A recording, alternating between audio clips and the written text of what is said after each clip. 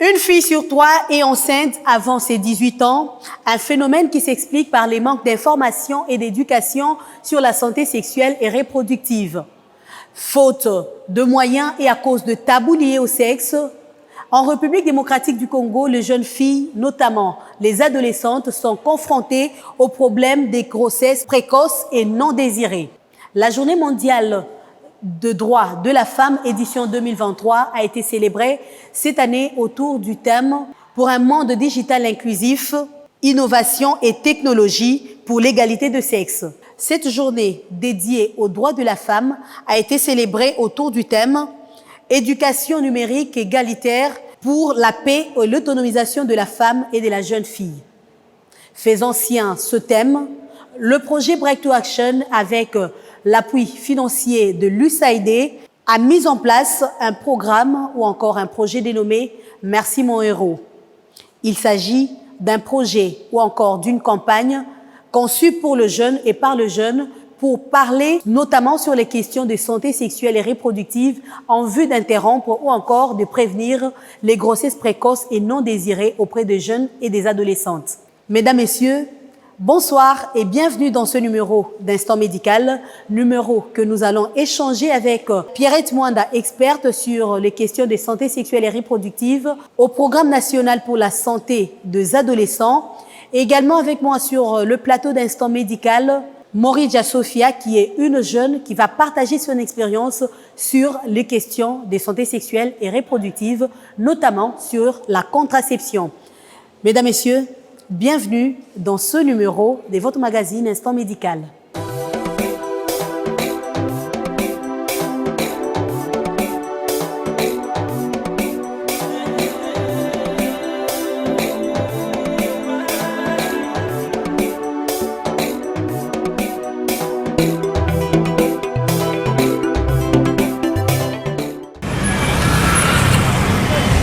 La situation de la santé sexuelle et reproductive des adolescents et jeunes reste préoccupante. Ces derniers débutent précocement leur vie sexuelle. Selon les statistiques, en RDC, 3,5 millions de grossesses sont indésirées et sont en majorité chez les jeunes. Les complications liées à la grossesse sont la première cause de mortalité chez les femmes de 15 à 19 ans et les adolescentes contribuent de 20% à la mortalité maternelle. Une situation qui peut être évitée en choisissant une méthode contraceptive. La contraception, ce terme devient familier et fait de plus en plus accessible et fait parler d'elle.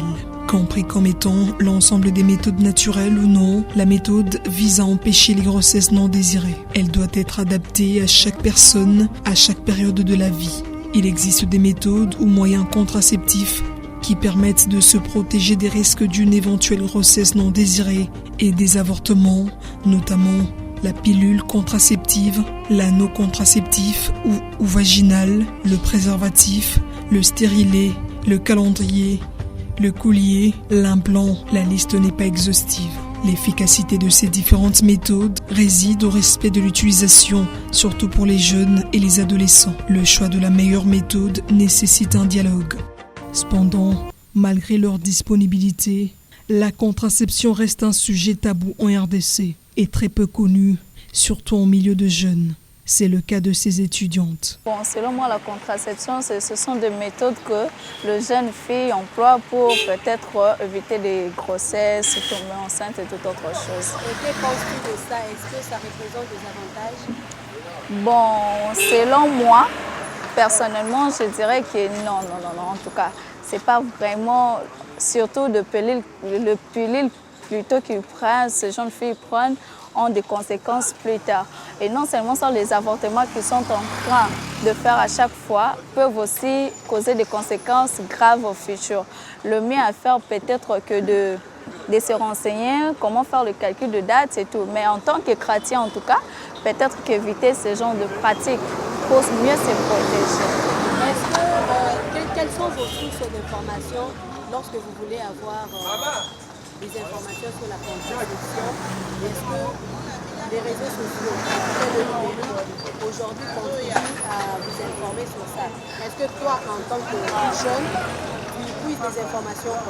Bon, selon moi, il y a d'abord une société des Nations Unies il y a aussi une application qu'on a pu créer par rapport à toutes ces conséquences-là, comme Hello Ado. Je ne sais pas si vous avez déjà entendu parler de ça. On parle de toutes sortes de pratiques concernant la sexualité. Vu qu'aujourd'hui, nous, les jeunes filles, avec nos mamans, il y a un peu de tabou.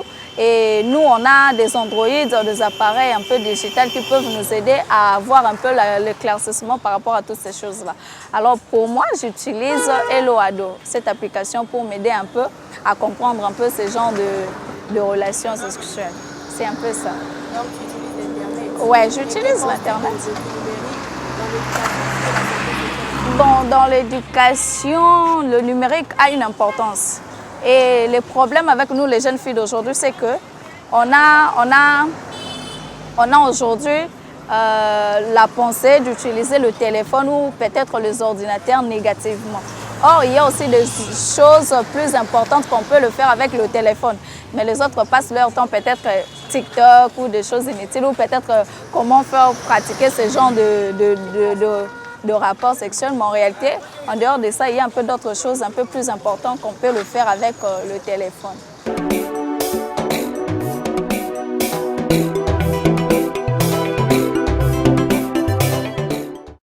Une fois de plus, bonjour dans ce numéro de votre magazine Instant Médical, numéro que nous allons discuter avec Pierrette Mwanda, experte sur les questions de santé sexuelle et reproductive au Programme national de santé des adolescents. Bonjour Madame Pierrette.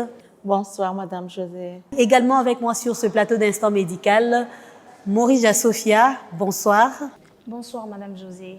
Merci Madame Pierrette. D'entrée des jeux, vous êtes experte sur des questions en santé sexuelle et reproductive. On parle des grossesses non désirées et précoces. Et y a-t-il des chiffres ou encore les statistiques au niveau du programme qui retracent la situation de ces enfants?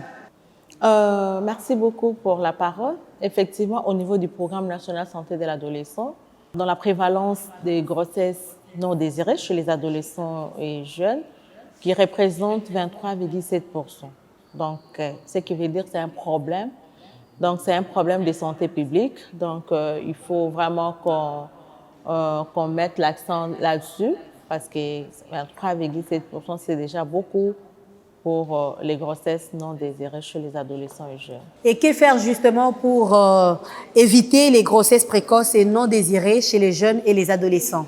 Effectivement, oui. Au niveau du programme national santé de l'adolescent, nous avons mis des stratégies en place pour prévenir les grossesses, pour la prévention des grossesses non désirées chez les adolescents et jeunes.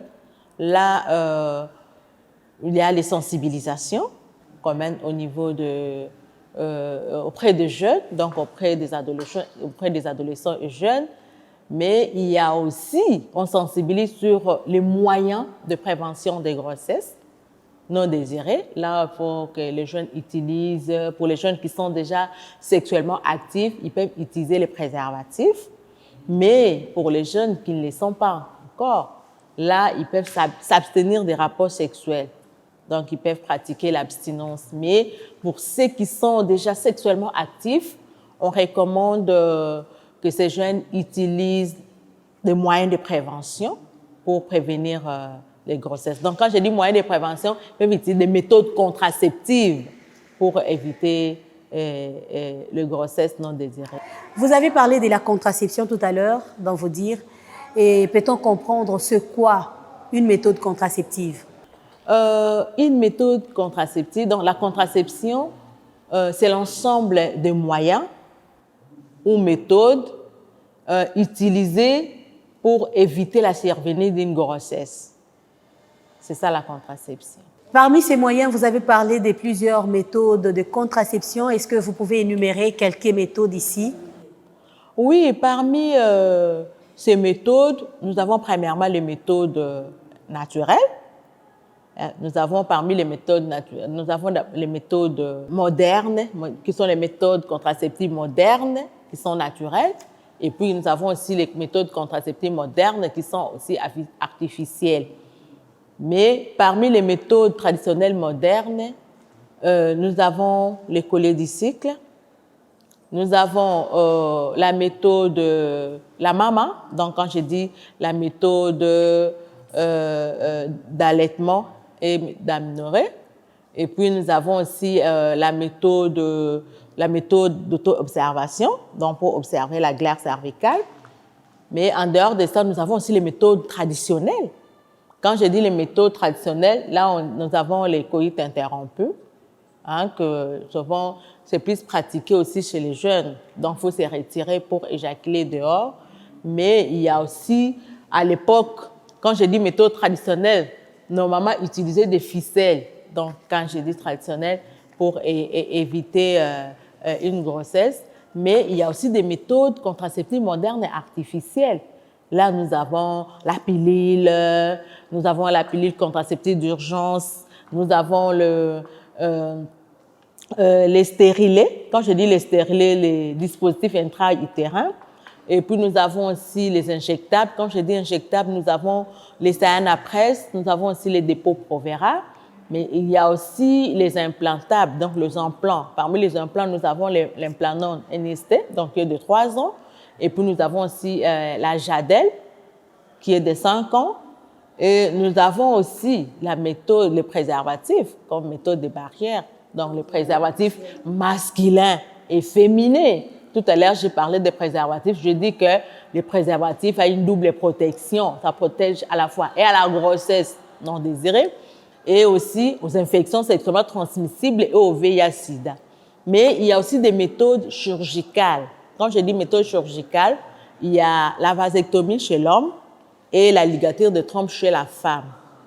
Mais il y a aussi les colliers du cycle parmi les naturels, modernes et naturels, les colliers du cycle communément appelés les mayaka.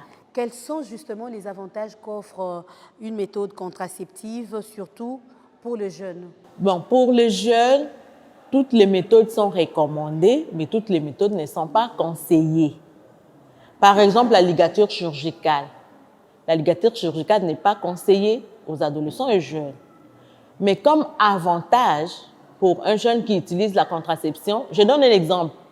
Si par exemple ce jeune-là étudie, ok, il va terminer ses études calmement et puis il aura son diplôme. Si elle travaille aussi, il travaille, elle va travailler normalement. Pourquoi? Parce que pour éviter une grossesse.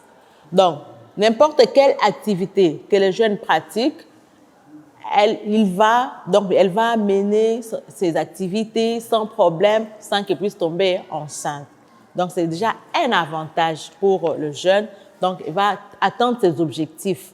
J'ai dit que non, cette année, je dois terminer mes études, bien j'étudie encore, je dois pratiquer la contraception pour éviter une grossesse non désirée. Vous voyez que ça a un avantage. Je vais étudier normalement, je ne vais pas attraper une grossesse pour interrompre les études. Si je travaille, je vais travailler normalement, je ne vais pas attraper une grossesse pour que j'ai un congé de maternité pendant 3 mois que je reste à la maison, donc je peux continuer à travailler normalement sans problème. Donc pour les jeunes, vraiment la contraception a un avantage. Eh bien voilà, Madame Pierrette, est-ce que le jeune, parce que vous parlez de jeunes qui sont ici notre cible, est-ce que ces jeunes ont accès à la contraception?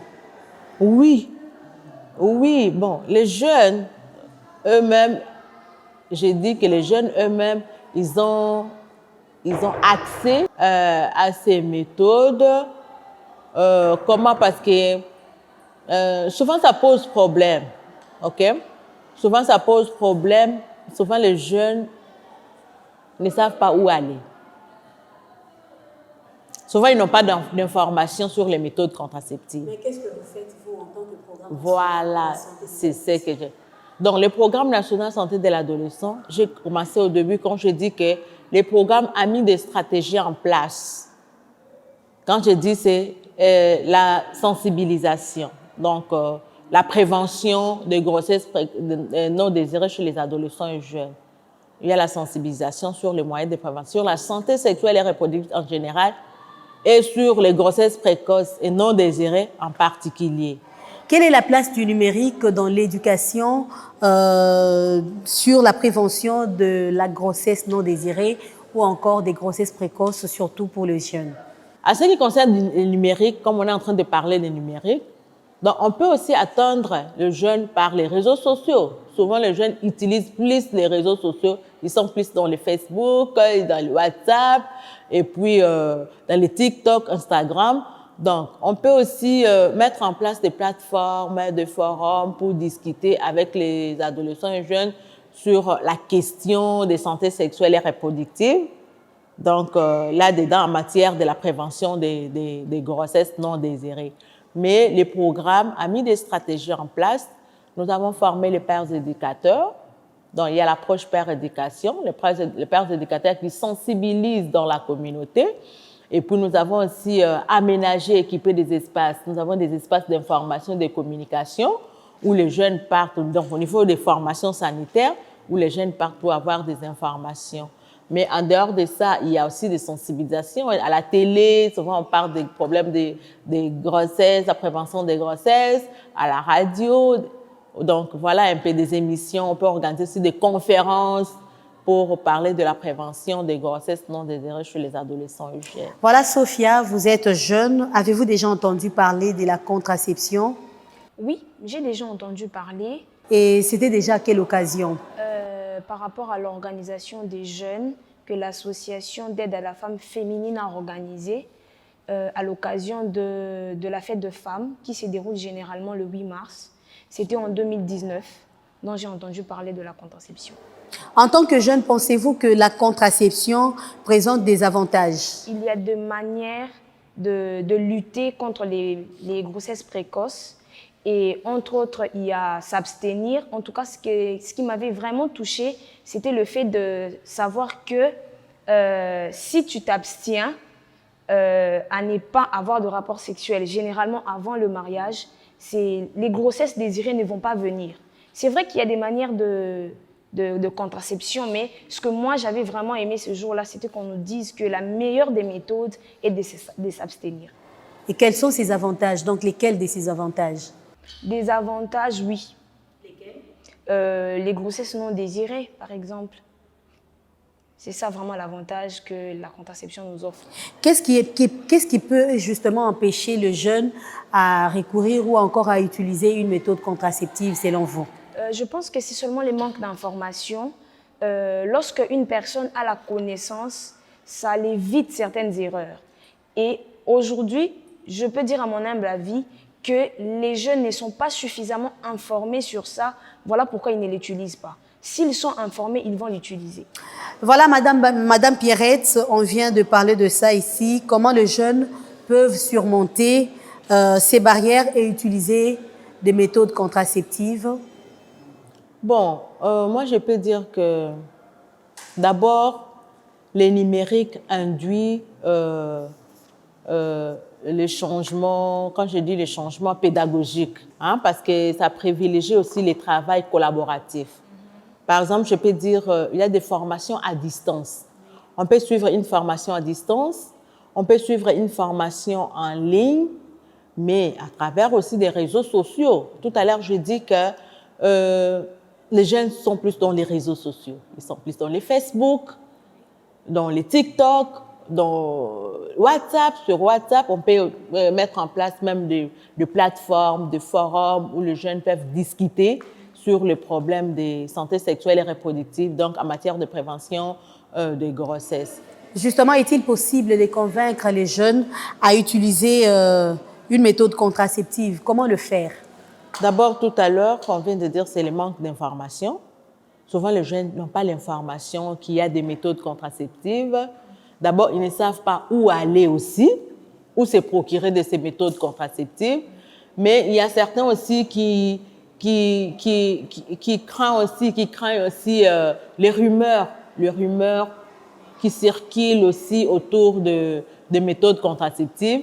Mais il y a aussi des effets secondaires de certaines méthodes aussi contraceptives.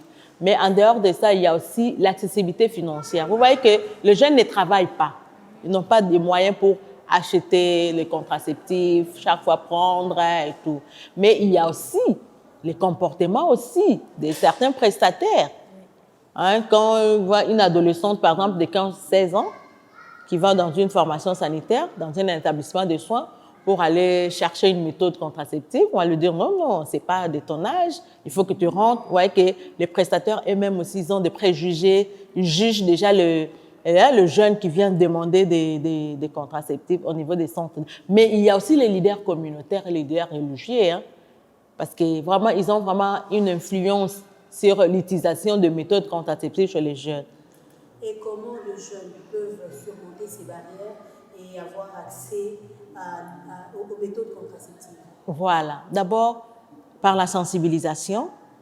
Actuellement, on peut même organiser la communication interpersonnelle, on peut organiser des conférences, on peut organiser des causeries éducatives, et ainsi de suite. Mais avec les numériques, on peut mettre en place une plateforme, un forum où le jeune échange sur les questions de santé sexuelle et reproductive, y compris en matière de prévention des grossesses. On peut mettre aussi par les TikTok, Instagram, on peut créer même une page Facebook pour que les jeunes communiquent entre eux sur les problèmes de santé sexuelle et reproductive en matière de prévention des grossesses non désirées. Sophia, en quoi l'utilisation du numérique peut contribuer à l'éducation de la jeunesse? Parce qu'aujourd'hui, nous parlons du numérique. J'aime beaucoup ce que maman Pierrette a dit. À mon humble avis, le numérique aujourd'hui, ça joue une grande influence, même sur l'éducation en termes généraux. Et donc, si les numériques nous aident à atteindre le jeune, voilà une des bénéfices du numérique, parce que le numérique va nous aider là où nos pieds ne peuvent pas arriver, les réseaux sociaux arrivent. Par exemple, il est possible d'envoyer des affiches via WhatsApp, via Facebook, via Instagram, via TikTok. Donc, le numérique, ça a aussi une grande influence sur la santé reproductive de la femme. Et en tant que jeune, comment allez-vous faire ou bien comment vas-tu influencer les autres jeunes à recourir ou encore à utiliser une méthode contraceptive? Comment je compte les influencer? Comme je le disais tantôt, c'est de tout le temps les parler de ce que moi je connais. La meilleure manière de savoir que l'on connaît, c'est d'avoir la possibilité de transmettre ce que l'on connaît aux autres. Donc, ce que mon apport, ce que je peux apporter comme apport, c'est de transmettre ce que je sais comme connaissance aux autres. Quelles sont selon vous les barrières qui empêchent les jeunes à utiliser une méthode contraceptive? La meilleure des méthodes aussi, c'est la communication. Parce que lorsque tu sais quelque chose et que tu le transmets à l'autre, ça empêche les autres de tomber dans les pièges. Et donc, étant que jeune, par rapport aux informations que j'ai apprises, ce que je fais, c'est de communiquer avec les autres pour des sujets, c'est qu'on dit, pas de tabou. Voilà, donc il n'y a pas de tabou lorsque je discute avec mes sœurs. Je leur fais montrer le bienfait et les désavantages de méthodes contraceptives, par exemple, et d'avoir des rapports sexuels avant le mariage. Madame Pierrette, justement, comment prendre la jeunesse à distance sur la contraception? Bon, tout à l'heure, je viens de dire ça, que vraiment le numérique induit vraiment le changement pédagogique et puis privilégier aussi les travails collaboratifs. Donc, actuellement, là, maintenant, là, vraiment le numérique a une grande place dans les domaines des communications, comment communiquer, surtout avec le jeune. Pourquoi? Parce qu'ils sont plus dans les réseaux sociaux, ils sont plus dans le Facebook, ils sont plus sur Facebook, sur WhatsApp, Instagram, et ainsi de suite. Vraiment, actuellement là, si vraiment il faut atteindre un grand nombre de jeunes, il faut passer par les numériques. Justement, la dernière question pour vous, Madame Pierrette. Quel conseil avez-vous à donner peut-être pour le jeune, les parents, les prestataires, les leaders d'opinion, à utiliser le numérique pour la promotion des méthodes contraceptives? Merci beaucoup, Madame José, pour la question. Je commence d'abord par le jeune, donc le jeune eux-mêmes, parce que c'est la cible primaire. Hein. Donc, les jeunes doivent vraiment, premièrement, s'abstenir des rapports sexuels avant les mariages. Alors, pour ceux qui sont déjà sexuellement actifs, ils peuvent utiliser les préservatifs ou un autre moyen de prévention ou une méthode contraceptive pour éviter une grossesse non désirée. Mais aussi, il faut que les jeunes fréquentent aussi les espaces d'information, de communication qui sont mis en place dans les formations sanitaires. Il y a des associations de jeunes, il y a des ONG de jeunes qui parlent de la prévention des problèmes de santé sexuelle et reproductive. Mais aussi, il faut que les jeunes aussi, en tant que jeunes, il faut qu'ils puissent vraiment partager aussi les expériences entrer dans des réseaux sociaux, parce que vous avez dit où les jeunes trouvent l'information. Ils peuvent trouver les informations au niveau même des groupes. Ils peuvent taper qu'est-ce qu'est la contraception, quels sont les avantages d'une contraception. Les parents doivent aussi parler avec leurs enfants. Il faut briser les tabous. Il n'y a pas de tabous. Dialoguer avec les enfants sur les problèmes de sexualité, sur les problèmes de santé sexuelle et reproductive. Mais aussi auprès des leaders opinion et tout. Vraiment, il faut que les leaders d'opinion s'impliquent dans les problèmes de santé sexuelle et reproductive. Pourquoi? Parce qu'ils constituent aussi des barrières aussi. Donc, ces leaders d'opinion, les leaders religieux aussi, ils constituent une barrière aussi dans les problèmes de santé sexuelle et reproductive. Voilà un peu ce que je peux dire. Voilà, mesdames, messieurs, c'est la fin de ce numéro de votre magazine Instant Médical. Nous avons eu le plaisir de recevoir sur ce plateau Pierrette Mwanda, qui est experte sur les questions de santé sexuelle et reproductive au Programme national de santé des adolescents, PNSA, et également avec moi sur ce plateau d'Instant Médical pour ce sujet, Sophia Moridja, qui est une jeune. Avec elle, nous avons discuté sur l'apport du numérique dans l'éducation de la jeunesse, sur la santé sexuelle et reproductive, mais également dans la prévention des grossesses précoces et non désirées. Merci à vous de nous avoir suivis. Une émission que nous avons réalisée à travers un projet, le projet Merci mon héros, qui est mise en place par Break to Action avec l'appui financier de l'USAID. Mesdames, Messieurs, merci à vous d'avoir suivi ce numéro de votre magazine Instant Médical. Je vous retrouve la semaine prochaine pour un nouveau numéro de votre magazine. D'ici là, portez-vous bien.